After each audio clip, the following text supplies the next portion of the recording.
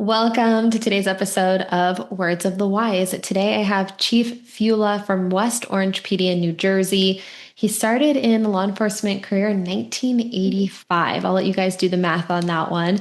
He's a graduate of Northwestern University Traffic Institute School of Police Staff in Command. He's also a graduate of the FBI National Academy and many more. So I'll let him kind of dive into his background here in a moment. But he has three kids. He also has a son-in-law, a daughter-in-law, and a grandson, and many awards that he has achieved throughout his career.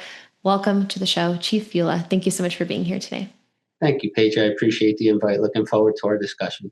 I'm looking forward to it as well. So I wanted you to kind of be the star in sharing a little bit more about your career. I intentionally left some of these things out. So give us a little bit more background, anything that I missed on your initial intro. Okay. Yeah, perfect. Well, my career started in 1985, like you said, at the age of 20 years old. And in New Jersey, that wasn't at the time even old enough to have an alcoholic beverage. I was initially responding to calls for service at bars where I would have to go in and handle disturbances and the like. And I wasn't even allowed to have a drink there. So that was a little bit unique. I did get on at a very young age.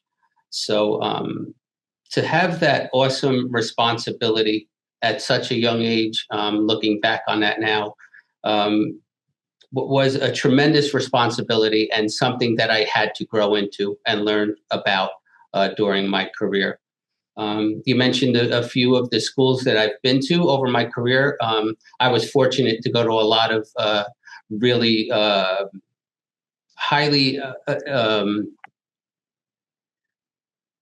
schools that a lot of people would like to attend that don't get the opportunity to during their career for various reasons. But I also went to West Point Command and Leadership School.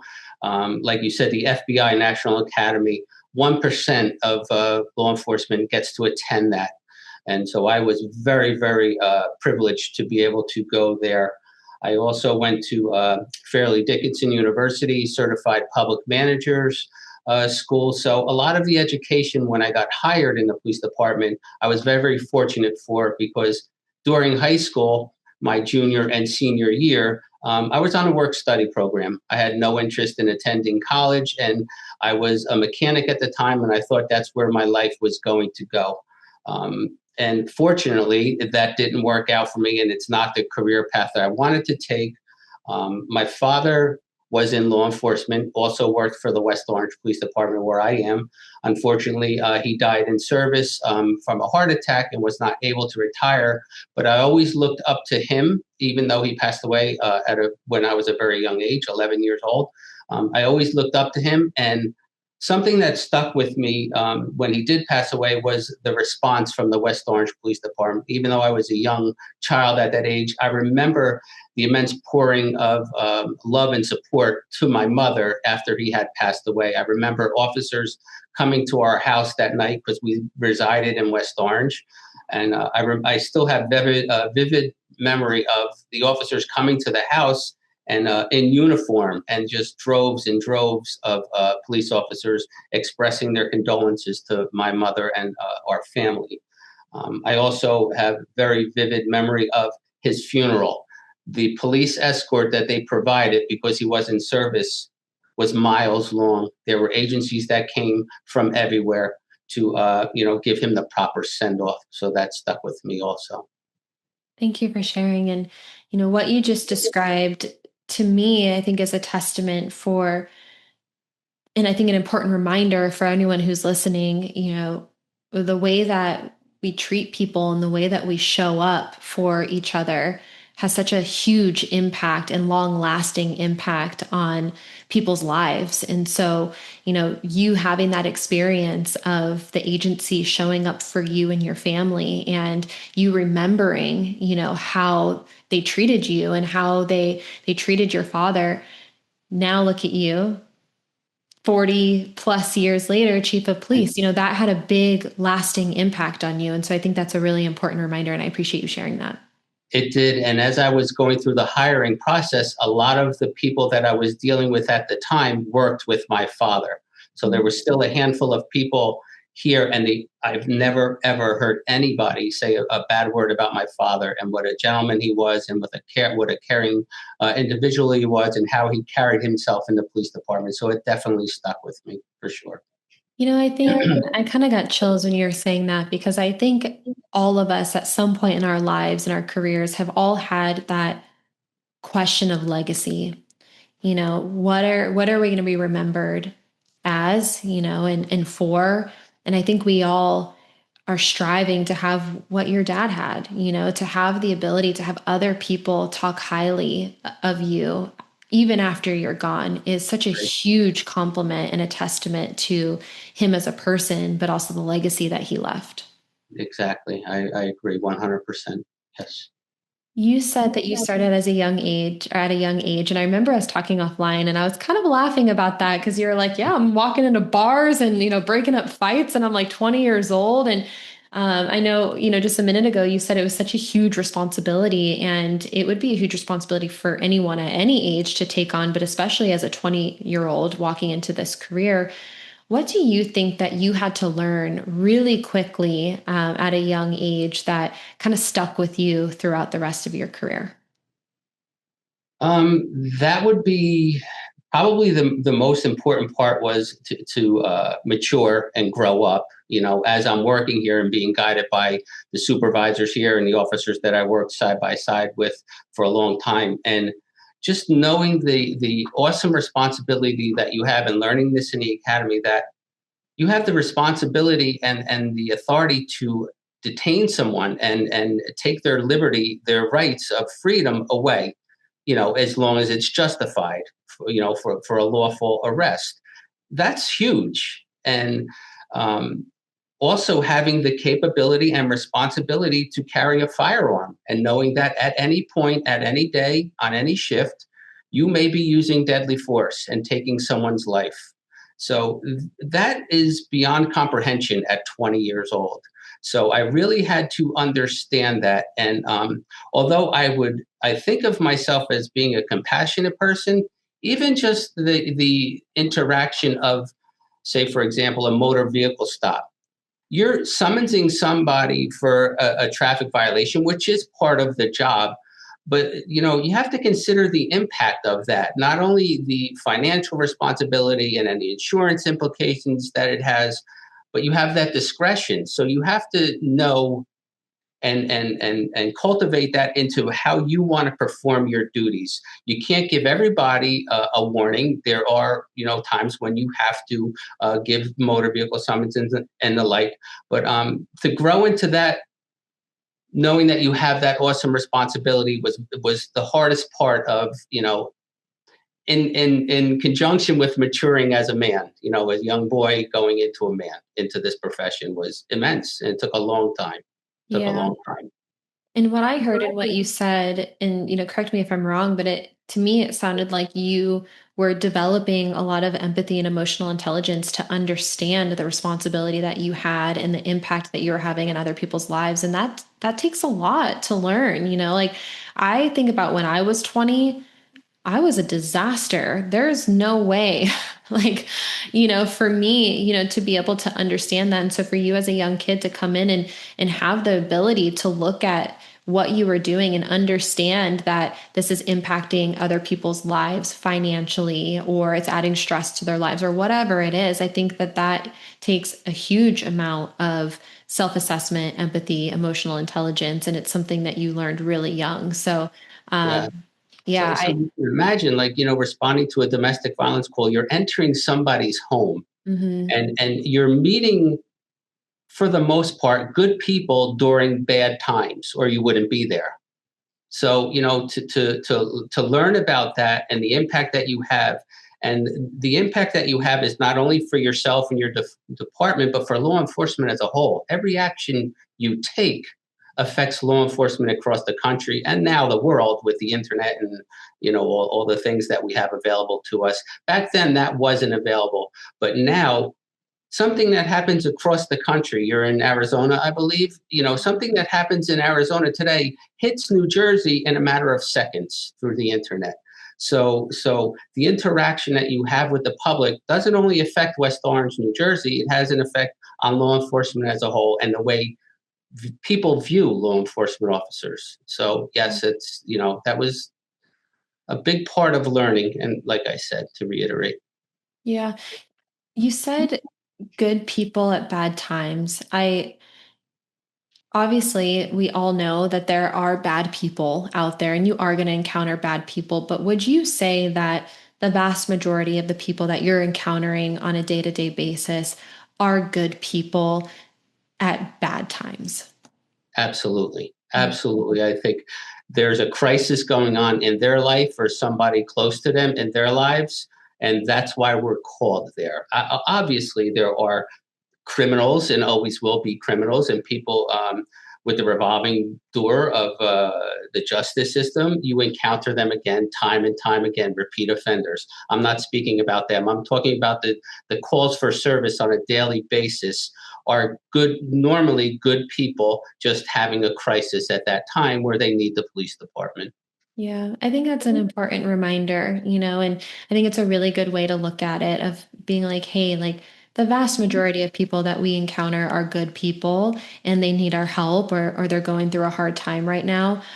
So I wanted to point that out because I thought that that was a really interesting perspective for you to be like, yeah, most of the people, not everyone, but a lot of the people that we deal with are really good people just going through a hard time.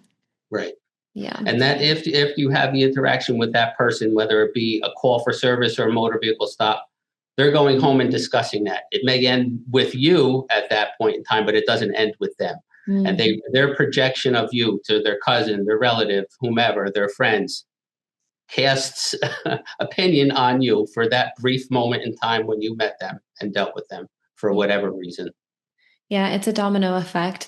I heard and I don't know how true this statistic is, so don't completely quote me, but it's something that I heard that they said it takes 13 minutes to save someone's life or to like change their perspective on you. It's like it was like there was an actual number that study showed it was 13 minutes. And I was talking to another chief and they said that the average traffic stop could be around 10 to 15 minutes depending on what it is. And so it was this idea that every time you interact with someone, if you have 10 to 15 minutes of interaction, that it's an opportunity to positively impact their life. Right, absolutely. And what you do with that 10 to 15 minutes is entirely up to you and how Mhm. you want to perform your job. Yeah. You told me offline that you always wanted to be a chief, which I think is really unique. I would say most of the people I talk to that are chiefs, they're like, nope, never wanted to be here. And, here I am. But you said you always knew that you wanted to be chief of police. Why? Well, it started pretty early on in my career. So I was a police officer in New Jersey. We're under civil service regulations. So at that point, back then, you had to have 3 years of service before you were eligible for a police sergeant's exam. So when I first got hired, the first time that the sergeant's exam was announced, I was only with the department for 2 years and 10 months. So I missed the cutoff by 2 months. And at that time, right now, we're in a different cycle, which I will explain in a minute. It took another 7 years for the mayor of the township to call for another sergeant's exam. So I was on 9 years before I was eligible or took my first promotional exam. Luckily, I did good enough on that one where I was promoted to sergeant after 10 years on the job. So now, just to explain what I'm talking about, now civil service calls for the sergeants, lieutenants, and captains exams every 3 years, whether the township needs it or not. So you remove that end of the political arena from that. So after that, my career took a different path where I wasn't ever expecting to go into the administrative side because I truly loved working the road. That was my heart and soul was working the road and being a police officer on the road. I mean, to come to work and never knowing what the day was going to bring to you and the different people that you would make and the different scenarios, not that they were all good, but it just wasn't redundant. I wasn't going to an office every day and you never knew what you were going to encounter. So I truly loved that part of it. But when I made sergeant, my predecessor, Chief Abbott, who did your podcast also, Mhm. um, got promoted to chief. So when he went into the chief's office, he had an assistant, and he transferred that officer out and brought me in as his assistant as a sergeant. So I started to get a taste of administrative side and looking at the department as a sergeant with very, very little experience from the top down, because I was in his office on a daily basis. When I took my next test, the lieutenant's exam, I did well on that. So luckily I got promoted, and the chief kept me in his office still as a lieutenant. So I was missing the road aspect of it, but learning the administrative side. So as I continued to study and prepare for the next exam, I was like, someday I hope to be sitting in his office. That was my goal. The chief, my predecessor, was here for 29 years as the chief of police. So it took quite a long period of time. And people I have had discussions with keep asking me and have asked me in the past, why are you there so long? And I think the only correct answer to that is because everybody's career is different. There were different circumstances that, if you want me to discuss, I will, that kept me in this department, even though I was eligible to retire after 25 years. Besides loving the job, I still loved coming to the job and still really enjoyed what I was doing. But the circumstances I speak of is what happened in my family life.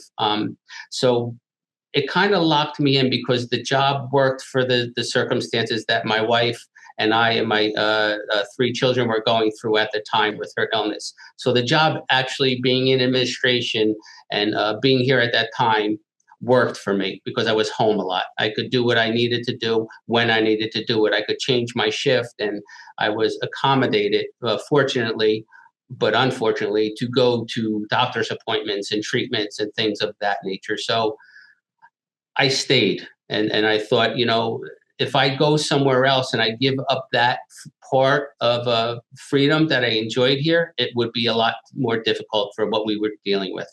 So when I made deputy chief in 2014, unfortunately, is when my wife passed away. So I stayed. I was deputy chief. I was again working in the chief's office. And I knew that Chief Abbott was going to retire at some point in time in the future. And I just enjoyed the job at that time. Still enjoyed doing what I was doing because it was totally different. Now I was at the top of the totem pole, if you will, looking down and running the entire department through Chief Abbott. But, he delegated awesome responsibility to me. So when he did have a discussion with me that he was going to retire, I knew that that's what I wanted. So I stayed. And Yeah. fortunately, I was appointed on December 1st of last year. Yeah. And I do want to talk a little bit about, what you just described in your personal life, because I think it's really important context for our discussion on wellness. And, you and I connected a little bit offline about this, but, you shared with me that you did lose your wife. You also lost other loved ones to various illnesses as well. And so I know that wellness is something that's important to you. And we were talking a lot about this idea of proactive, preventative efforts. And so, are you willing to dive a little bit into maybe your why and some of the conversations that you're having now with your team to, really promote the early detection and early screenings and being proactive with wellness? Of course, yes. So at a very early age, like I said, my father had passed away when I was 11. My mother had passed away when I was 18. So the Feula name does not have great genetics and does not have longevity. So it was my decision at a very young age, in my 20s, to begin having annual physicals through my regular medical doctor. And I decided at one point in time, although genetics and longevity is not on my side, I'm going to do everything I can to take care of myself, because you come to that crossroad at some point in time where it falls on you. You have to make the decision on how you want to live your life. Being 18 years old and living alone, because a year or so after that, both of my brothers got married and moved out. So I was left a family house, and all of a sudden, thankfully, I was a police officer at the time. I had this awesome responsibility of running a house by myself, living there alone, and running, bills and taxes and things that I had no idea about. So, you get a quick education, and part of that was also, I do remember my father and that generation back then. They didn't take care of themselves. He was a smoker. We used to try to hide his cigarettes and things of that nature, and his diet was not good. But that's what they did back then. So I made the decision at a very early age to do everything I can to stay here as long as I can, and that has always been part of my routine, is to eat as clean as I can. Not that I don't indulge, everybody does, but if I indulge, I know it because it comes on very quickly. It's just my genetics. So I have always worked out, and I have always tried to eat as clean as I can. And I have absolutely passed that on to my children, the three of them, although they're not kids anymore. My daughter is 31. My son is going to turn 30, and my youngest is 21. But I have always instilled that on them, and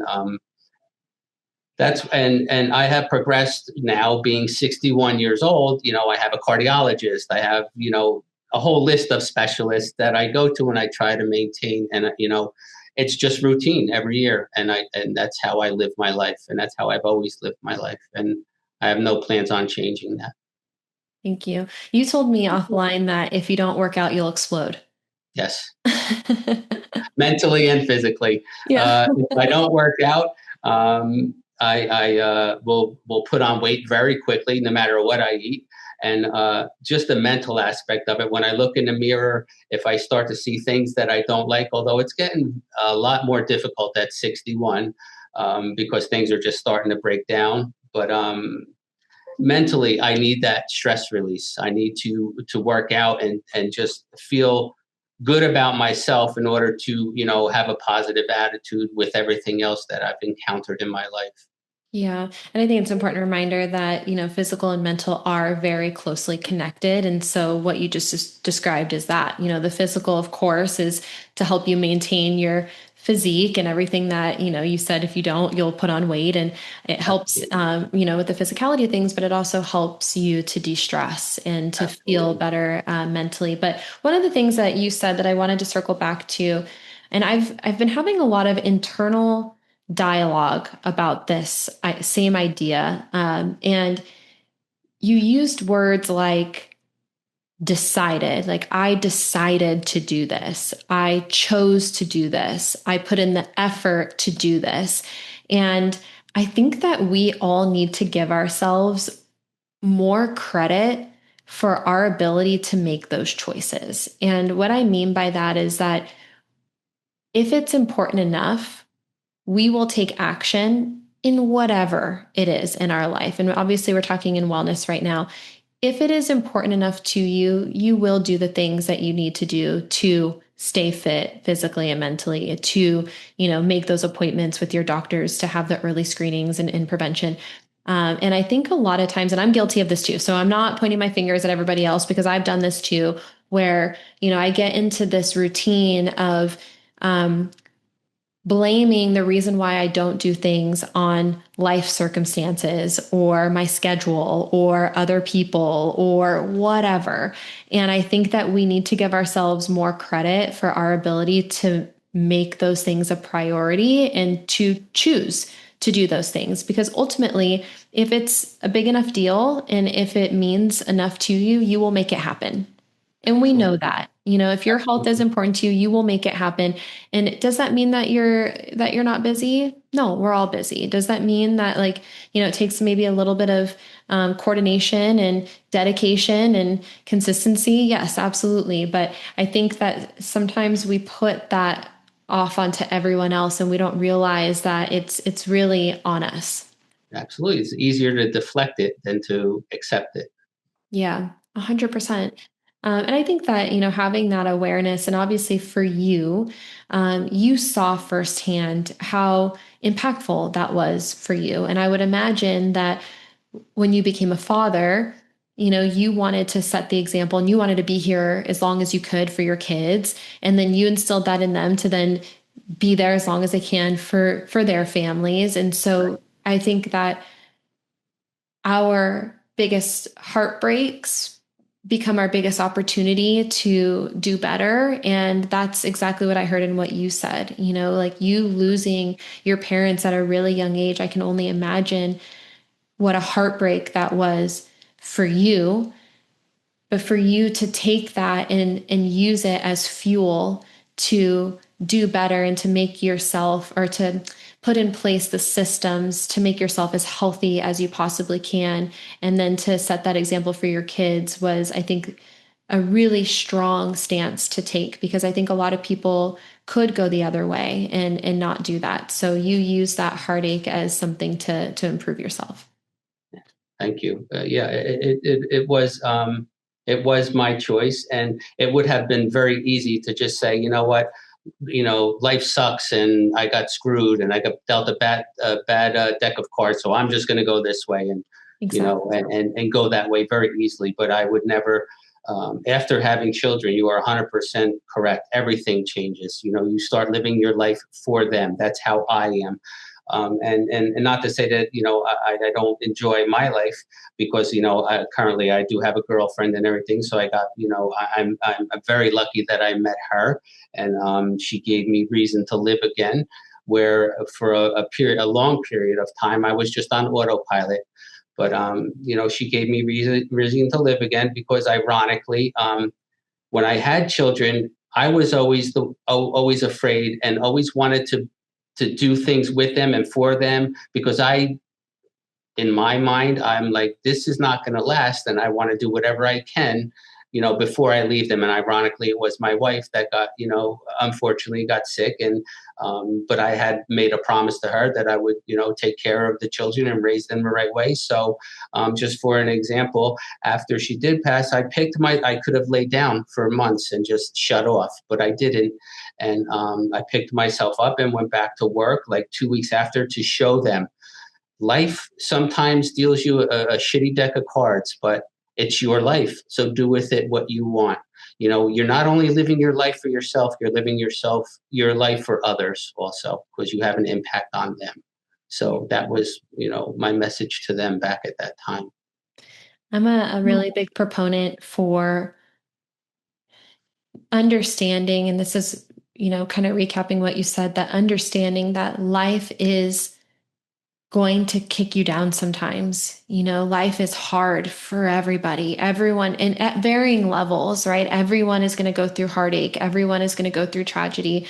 And it's how we keep going. It's how you pick yourself back up and how you set the example for others. And so I really appreciate you sharing your story, because I think that it is really inspiring, and it does put the responsibility on us to choose how we want to live our life. And I'm not saying don't process things, don't grieve. I'm not saying that there aren't times where I've been, in a dark room, in fetal position, being like, I don't want to do anything. I think we've all been there, where it's like, how do we keep going? But the ability to pick yourself up and to use that as a way to help other people, I think is the best that we can hope for. How can you set the example for other people moving forward?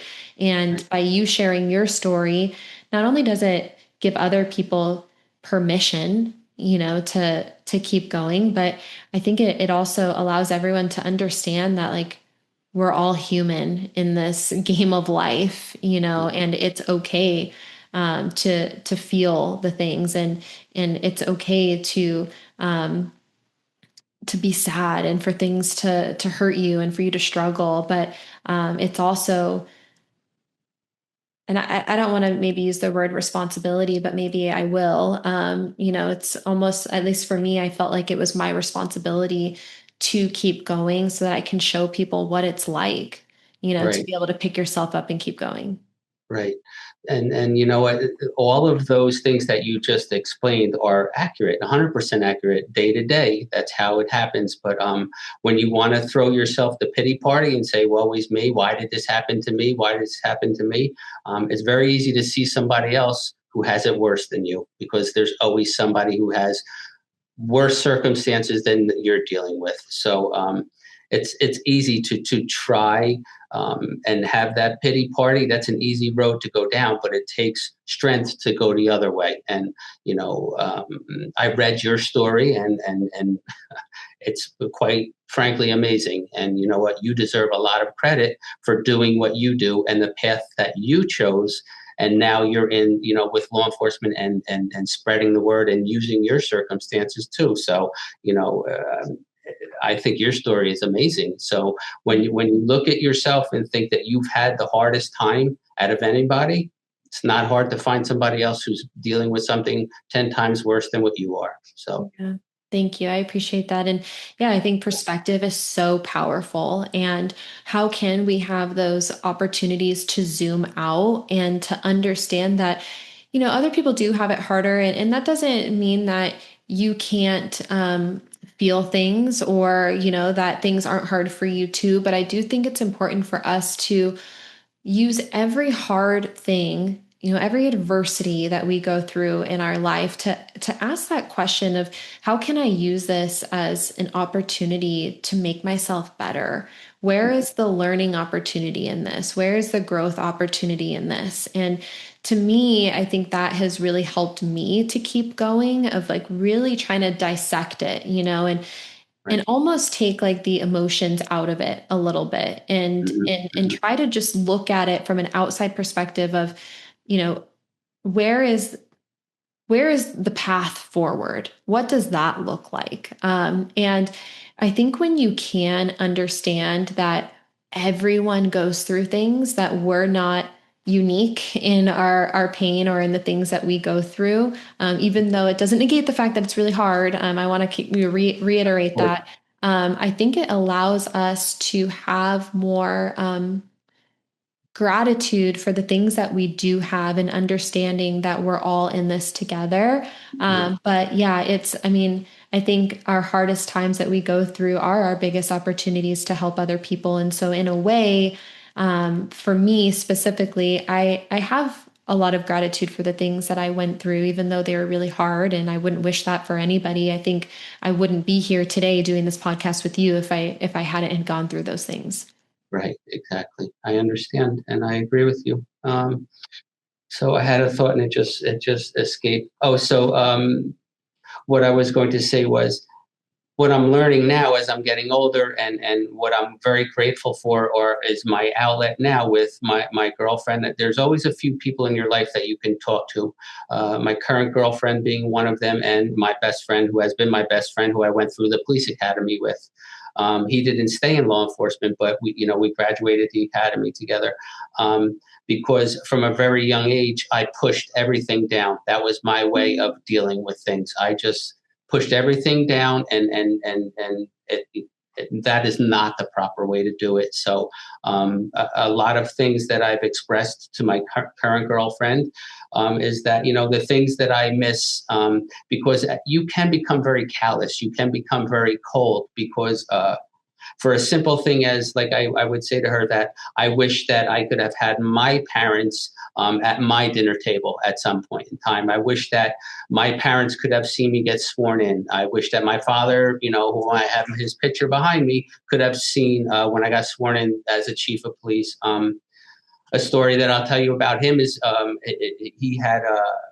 he was a lieutenant. So when I was studying for my lieutenant's exam, my uncle had approached me at the time, the night before my exam, and handed me a box that contained my father's lieutenant's bars. And you want to talk about pressure? He leveled me with that one. So I kept them with me during the exam, and then when I got sworn into lieutenant, I pinned them on. So, Wow. but pushing things down is not the way to handle things when we're talking about wellness. It's how I've dealt with things for a long, long time in my life, because there were so many things, one right after the other. But that's not the appropriate way, and you need outlets. You need, you don't need to push it down. You need to let it out because it will eat you alive. 100%. And I think what you said is so incredibly relatable. I can relate to it. I know a lot of our listeners can relate to that. I think that, for me, that's how I was able to survive. It's like you shove it down, you posture up, you keep going, you harden. And you're right, it does eat you from the inside out. And there is a point in time where all of that bubbles to the surface and there's no keeping the lid on it anymore. And so, through these conversations, my hope is that the message to the younger generation is to be more proactive, really start your wellness journey or path or processes, however you want to phrase it. Start that as early as you can. And I love the advice of having outlets and talking about it. And for me, and I don't know if you can relate to this, but this idea of weakness versus strength, I find to be fascinating because when I shoved it down and I reached for unhealthy coping mechanisms, to a lot of people, we have this conversation, it's like, oh, that's the strength, right? You're just like grinding it out and you're just pushing through and you're sucking it up and all these things. But that was when I was at my weakest. All Hmm. these things that we view as strong, posturing up and, maybe go get a drink and rub dirt on it. Like for me, that was the easy part. Like that was easy to not deal with it. And that to me, those were my weaknesses. And the real courage and strength and the hard thing was to like actually tackle these things head on and to talk about them, to process those things, to reach for healthy outlets. It is much harder to go to the gym and work out really hard for an hour than it is to go, have a few drinks, and Absolutely. and so I just find that perspective to be fascinating. And again, my hope is that through these conversations, we start to flip the script a little bit and we say, hey, the weakness is not dealing with it. The weakness is drinking it away or avoiding it or numbing it out. Like that's the weakness. The Right. strength is, getting through it and to keep going stronger and better than you were before. Exactly. You got to hit it head on, and the only person who could deal with it is you. It's got to come from inside. Yeah, 100%.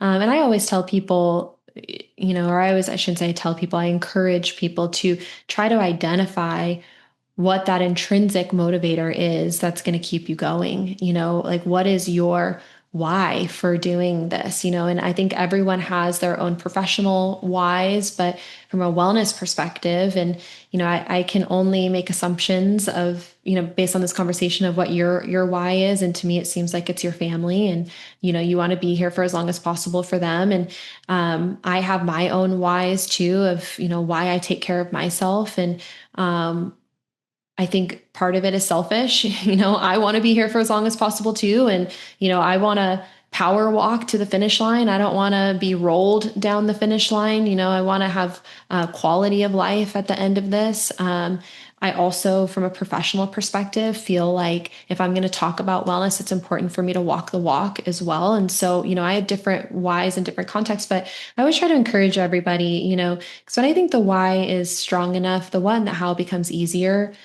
So trying to identify within yourself at this point in your life, what is your wellness why? Why is it important for you to take action? And then use that as the fuel to do it, like, because Right. it's not convenient, when you have a long day and now you got to do something extra, it's not convenient. It's easier to flop on the couch and watch TV. I get it, and I'm not saying don't do that, but Right. I think that when we can have those deep reasons why we do the things that we do, it becomes easier for us to create those habits. Right. Exactly. Exactly. And one of the reasons, uh, that I do that too is because I've seen who strong people are, and my wife was, although she was stricken at a very young age with breast cancer, she was a physical fitness trainer. That was her passion. She loved it, and even when it got to the point where the disease was taking her legs away, she would still go to the gym and instruct her, her clients. So when you look in the mirror and say she went through all that to try to keep going, how do you lay down and not, and there you have to have reasons. And again, like I said, there are reasons why I still want to stay here and why I do what I do. And it's easy to say I'm just going to go home and watch TV, but it's harder to bring the stuff to my office, get changed, and go right to the gym. Because if you do go home, you're not going back out sometimes. So it's just, this is what you do. And the reasons that I keep going forward, like you said, is my current girlfriend and my family and my friends around me. So it's your choice. But like in this profession, you see things that can make you stronger because you see the hardships that a lot of people go through. So to go back to our discussion a little while ago, this profession lends itself to that. It gives you an education in reality and what people do encounter. Some people who are in different types of professions don't get to experience that. They don't see that. When in law enforcement, we see it every day. And even though I'm not firsthand on it, I'm still reading the reports of suicide and car crashes and and tragedies that happen every day. And it's still on paper, but it still hits you, in the heart. So you try to. We have resiliency officers here that Chief Abbott started, which I think is a tremendous program because there has to be that outlet. When people come in off the street and they had a 6-month-old baby that didn't wake up because of SIDS, how do you deal with that? You have to talk to them. You have to tell them, however the resiliency officers deal with that and speak to them, because you could shut down very easily. You could shut down. And, so those are just things that I think of on a daily basis and why you keep going forward. Yeah, 100%. And, I had someone say this will be kind of the last thing I say about the whole thing, but to your point of, you know, understanding that if you go home, you're not going to do it, and knowing yourself a little bit better. But Yeah, yeah, I had a chief tell me recently, they said it's all about planning better. And they put it in the context, like for you guys, like, the examples that you just said, you have a plan professionally, right? So you know that if you show up on a certain type of scene or a certain type of call, like you have training to understand how you're going to operate and kind of what the plan is, right? You're right. trained for that. Um, Wellness is the same. You got to Mhm. train for it. You got to plan for it. You got to know like what you're going to do. And so they said it's all about just planning better. And if you can have a better plan, then you can execute better. And I really liked that a lot because it was so tactical, and it's like, okay, pack your clothes the night before. Yep, Get them in your bag so you don't even have to think about it. You have it. And then now there's no excuse of, oh, I don't have my clothes. I got to go home. right. Simple example. Or like nutritionally, plan better. Yep, Make on Sundays, bulk it out, and make containers, like plan better so you have it. And the better you can plan, the better you can execute. So I thought that was a really cool perspective. But my final question for you, and you've already given so many good little nuggets of advice, but I do have to ask the question for the younger generation, what words of wisdom would you share with them that maybe you wish you would have known earlier or something that's helped you along the way? okay. That's a tough question, but I understand. And for this generation, my advice would be to keep this one word in your vocabulary, and that's becoming complacent.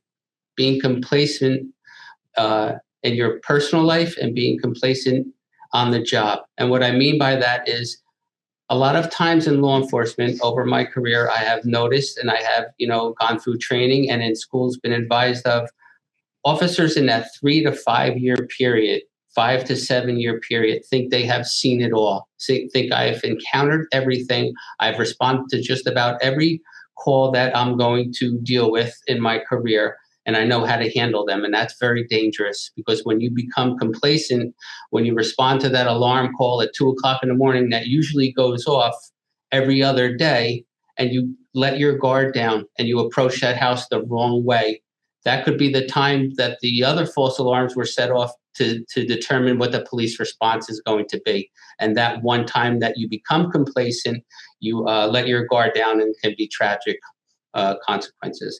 So it goes with your profession, and it also goes with your personal life while you're working. You can become complacent with your eating habits when you're, working the midnight shift, and the only thing that's open is the diner where you go get your bacon cheeseburger and French fries, and all of a sudden, that officer that's working, that came out of the police department, that was so much into physical fitness to get into the police academy and graduate, is now working the overnight shift where that access to good food is not available. So instead of bringing it from home, you just eat it at 3 o'clock in the morning, and then you go home and go to bed. And all of a sudden, that officer that was in good shape out of the academy is now starting to pack the pounds on. And it starts to sink in mentally, because you're working a shift where everybody else is asleep and you're out working. And then when you go home, everybody's up and you're sleeping.